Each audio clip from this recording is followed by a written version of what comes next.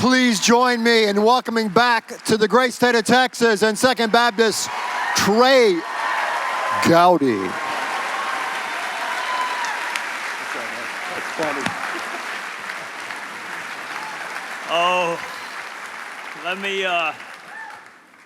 let me start by saying thank you to whoever edited that. My mom and wife have both asked me to refrain from using any words that would not be appropriate for children, and I remember those hearings a little bit differently from what I just saw, so thank you to whoever did the editing. Awesome. Well, Trey, we're glad to have you back here at Second and back in Houston. Thank you. It feels like home. As I was sharing with you on the way over here, I'm going to move my church letter here because this is not the reaction I get when I go to my church back in South Carolina. It's more, where have you been lately? Yeah. All we want is your tithe, so that's it.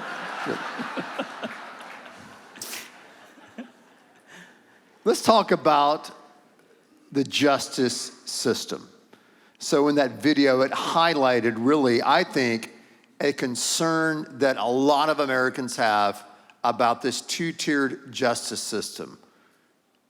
I know you're a lawyer. You spend a little time in the legal system there. Tell us what your thoughts are on that. The law is should be the most equalizing, unifying force that we have in our culture. It is the only thing that can make the richest person in Houston drive the same speed limit as the poorest person in Houston. There's a reason that system is personified by a blindfolded woman holding a sword and a set of scales. And when we begin to mess with that, when we begin to put our finger on the scale, no matter which side does it, no matter whether it's a prosecutor doing it to cut corners, the reason I loved, and I want my epitaph to read, he was fair and funny, in that order. It matters how we do what we do. The result does not justify the means. In court, you have to get the right result, but you have to do it the right way. And in politics, it is only about winning, no matter what. The end justifies the means. And my mind just can't work that way, Ben.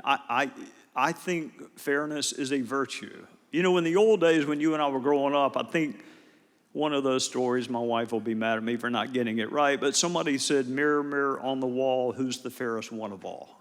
Fairness and beauty were synonymous. To me, they still are. So I just think if we don't have a justice system that is both worthy of respect and one that we do respect, that we're in trouble as a people. What can we do about that, though? What can we, as average U.S. citizens, do to help us get back to a place? Again, we're not going to have perfect fairness ever. But what can we do to get back to where there's some modicum of fairness in the judicial system? I'll show you how naive I am. There's a guy named Tom Cotton who was a friend of mine when we were in the House, and now he's in the Senate. And in 2016, when President Trump won the Electoral College and therefore won the presidency, Tommy and I were speaking together, and I said, well, this is good because the other side, like Republicans don't like it when Democrats correct them. Democrats don't like it when Republicans correct them. Our system of government would thrive if we corrected ourselves. So what can we do? We can require our own team to be fair. It's not enough to just ask the other side to be fair. We can require our own team to be fair and then hope that fairness spreads like a wildfire and it actually becomes a virtue again. I mean, right now, if you look at the ads, you should be mad that people think that negativity is what you want, because that's about all you're getting. You should be mad that they have misjudged your character. I just think people can be wrong without being corrupt. And we have to get back to the point of saying, I disagree with you for these reasons, but also remember what Benjamin Franklin said when they were struggling to form this thing called the United States of America. He said, go back tonight and consider the remote possibility that you may be wrong. So introspection, asking ourselves, why do I believe what I believe? And is there another way? I don't see our elected officials doing that a whole lot these days. One thing that people, I don't think, know about you, I know about you, is that when they see that video right there, those clips, they think, that Gowdy, man, he's a pugnacious bulldog, a junkyard dog. And you are on some level. And you've always had friends on both sides of the political aisle. Still do. I have many friends who would never vote for me. And people think, well, that's weird. How in the world can you call someone a friend that wouldn't vote for you? Because we have different views on the size and scope of government and the role of government juxtaposed with the individual and the role of federal government versus state government. Those are good faith differences of opinion. But if my family was in need, if I was in need, if I was going through, I've been through, look, when I was in D.C., I had some really, really, really lonely days. And if you were to look at my phone, the number of texts that I got from people who were on the other side, privately, we do not act the way you see publicly, or we used to not. I don't know what it's like now. So we did you a disservice. You saw whoever was the angriest that night at one another on television. What you didn't see, you've been great. You have kept me in San Pellegrino sparkling water from the moment my plane arrived. Yes, I have. I drank Diet Coke until one night at dinner, a colleague of mine named Joey Kennedy, who would never vote for me, never voted with me, but he said, Gowdy, Diet Coke's gonna kill you. Let me introduce you to something called sparkling water. And I've not had a Diet Coke since then. Now, I'm broke because San Pellegrino is very expensive, and maybe that's what he wanted. But I was telling you privately, even this week, a very progressive United States senator who I never voted with called to check on me. People don't see that on cable news. They see the anger and the fear and the frustration. They don't see what really happened off camera. And you can disagree with someone and still have a modicum of civility. Right. Speaking of off camera, so I was watching the first presidential debate between Biden and Trump. And what got me was not the political arguments. I could care less. I already knew those. What got me is when they started getting down in the weeds and talking about who is the better golfer. So, who is the better golfer? Is it Uncle Joe or is it Donald J. Trump, Gowdy? I have never played golf with President Biden. I've played golf several times with former President Trump. I know the media doesn't like it when I say this.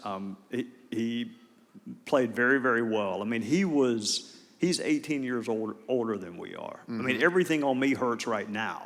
I can't imagine being 78. Right.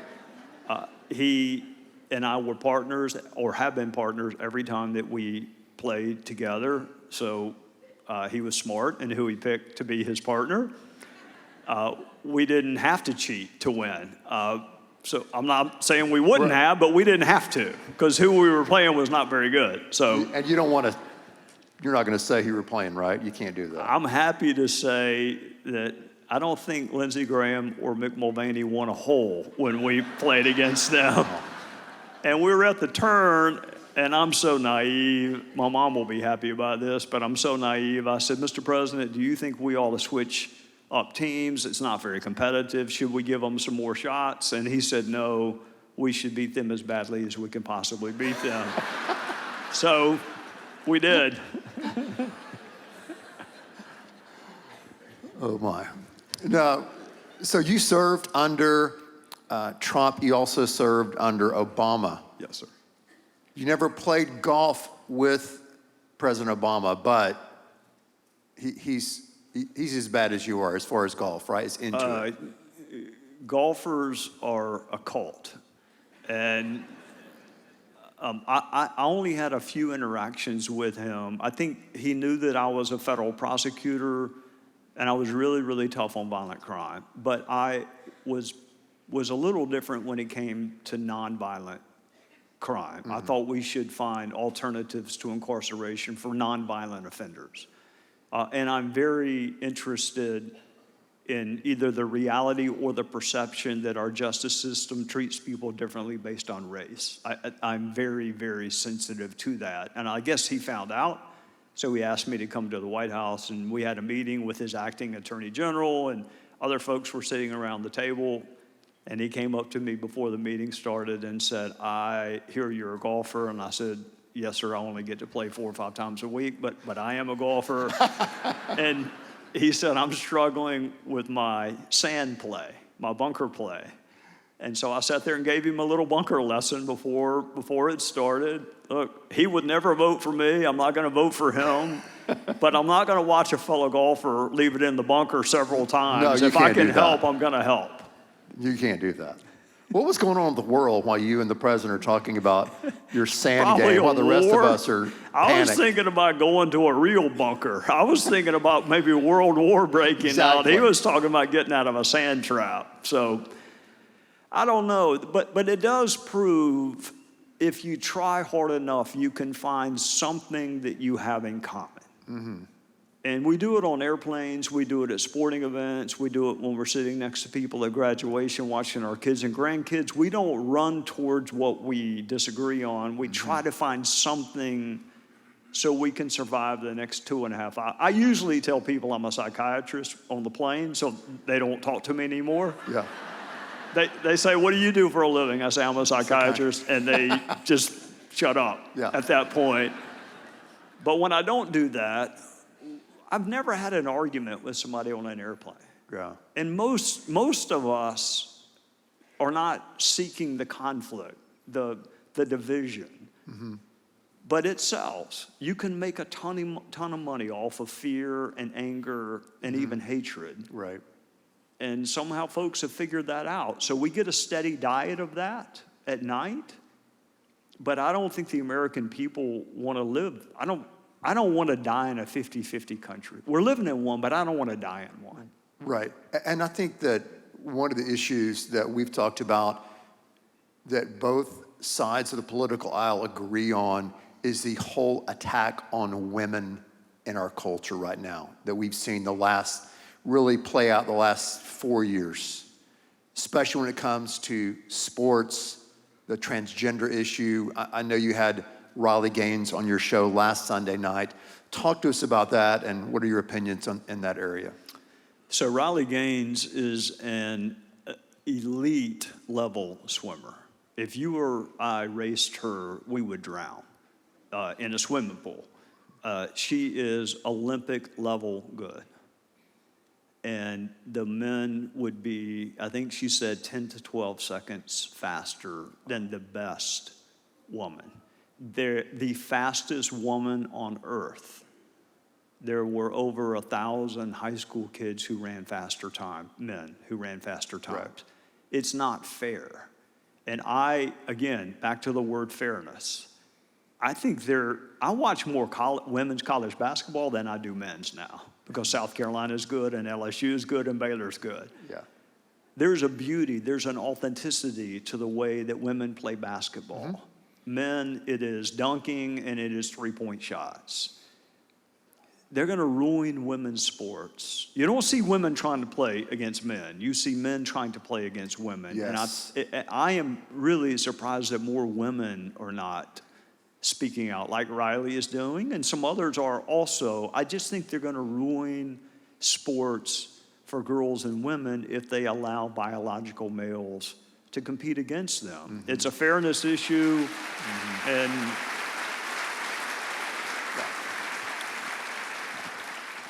another issue not related to this, but related to women, is social media and what's happening with our kids. It's brutal. It is brutal.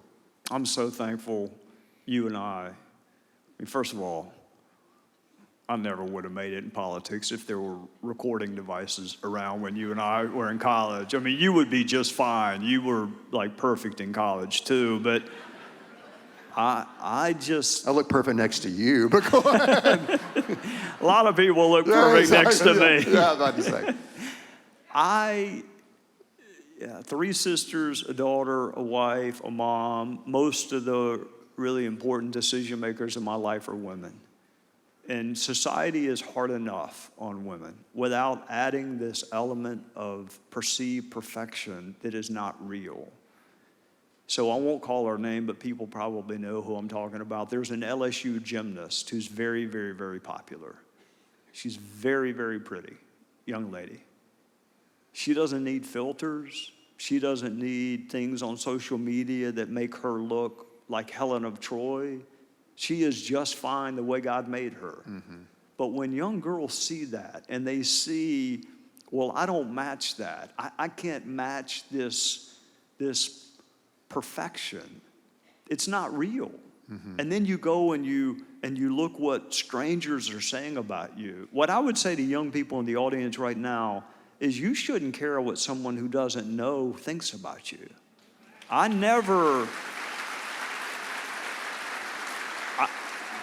I would watch my colleagues strolling through their Facebook postings to see the comments. And you're never as good as people think you are on your best day. Most of us are not as dumb as people think we are on our worst day.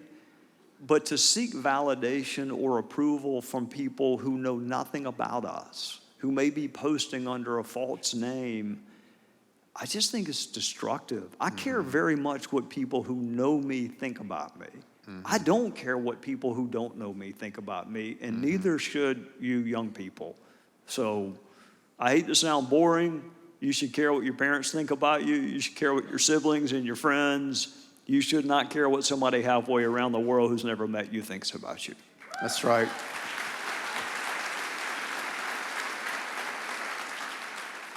Well, speaking of halfway around the world, we have people in our congregation here at Second who are from all over the world. There's no telling how many countries are represented here today in this room. And then we have other folks like you and I who've grown up in the United States. But I can tell you what would unite all of us here is that we really are concerned about what's happening in our city and in our country. So what can we do as a community of believers and a community of Americans to make a difference in the city and the world where we live right now? I would say a couple of things. Have you heard of a bucket list? Have you heard that expression? I have. All right. I had two things on my bucket list. Number one was don't die. That was number one. Number two was take your wife to Israel. I wanted to take Terry to Israel, and I did the first year I got out of Congress. And we were at the spot where Jesus is alleged to have asked, who do they say that I am?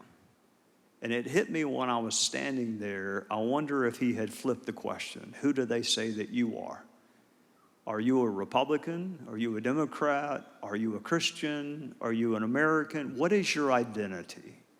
And then I had Tim Scott run through my mind, because when Tim is asked, he says, I'm a Christian who happens to be conservative, and oh, by the way, you may have noticed I am black. That is the order in which he sees himself. So how do we see ourselves? Is it a follower of Christ? Are we Republicans or Democrats who attend church? What is our identity? And then if we don't like where things are going, we have to embrace the art of persuasion. We have to convince people that we care about, people that are in our sphere of influence, that there is a better way. So how do you persuade? Well, you know what doesn't work? Insults don't work. If you've been married for more than 30 seconds, insults do not persuade. In fact, it makes us more likely to say, I don't care how right you are, I will never agree with you. Our brains are not wired to process insults favorably. So ask yourself the last time you feel like an elected official tried to persuade you. not validate you, not ratify what you believe, but actually move you ever so incrementally closer to where they are. If you don't like where we are as a country, then we have to persuade our fellow citizens that there is a better way. And if you don't know anybody that disagrees with you, if no one in your life has a different set of beliefs, then who are you going to persuade? People who agree with you don't need to be persuaded. So, I made a living, modest as it was, persuading 12 strangers who couldn't get out of jury duty. That's how I made a living. Yeah. Insults don't work. Facts, authenticity, sincerity, that works. But I'll tell you what, you put up a bunch of my cross-examinations. Let me tell you what I've never been able to cross-examine. Never won a cross-examination with. Got beat every time I tried. An authentically lived life. I never won an argument with an authentically lived life. Mm-hmm. So if you want to change Houston or Texas or the country, I would say start by living out what you purport to believe and show people a sermon as opposed to telling them one. That's awesome. That's great.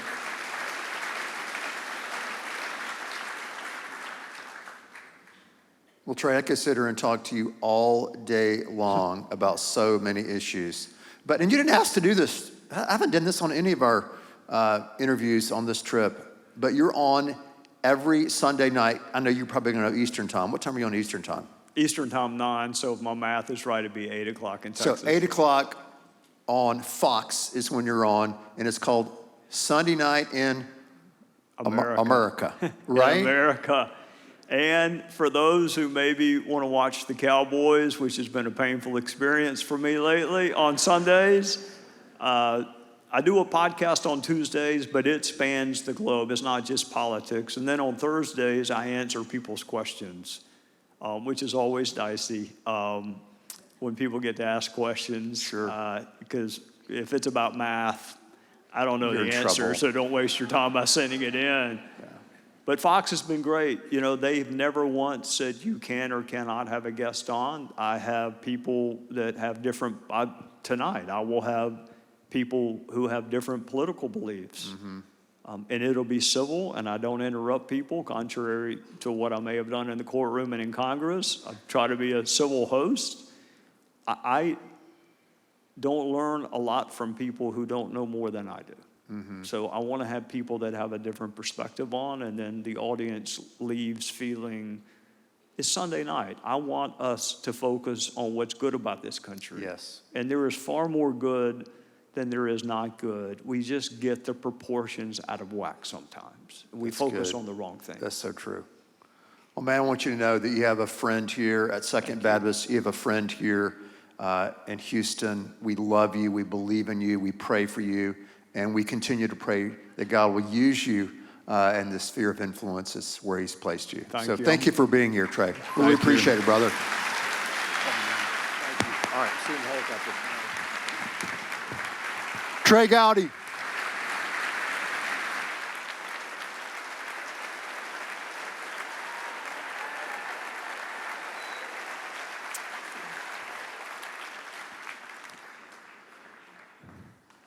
Let's pray together. Dear Heavenly Father, we thank you so much that we can come into this place here today in this building and worship you. God, we thank you so much for people like Trey Gowdy that are in the public eye, but just have a sense of humility and unity about them. And God, we do continue to pray for Trey and what he seeks to do as he influences so many, many people in our country. And God, we thank you for the word that we have here today about living an authentic life before you. Because God, we know that we can't live that authentic life until we have an authentic relationship with you. So God, I pray if there's someone here who does not know you, that today might be that day. God, give them that push, give them that step of courage to walk down front and to walk down these aisles in just a few moments. Lord, I know there are others here that know you. They're living that authentic life. They're simply looking for a community, a church, a place that they can call home, a place where they can build community. And God, you're leading them to second. Father, I pray for students and I pray for families. I pray for couples that need to stand and come down front today and say, hey, we want to join. We want to be a part of the community here at Second. God, we give you this time of invitation. We ask that you would lead those who need to stand and respond in Jesus' name.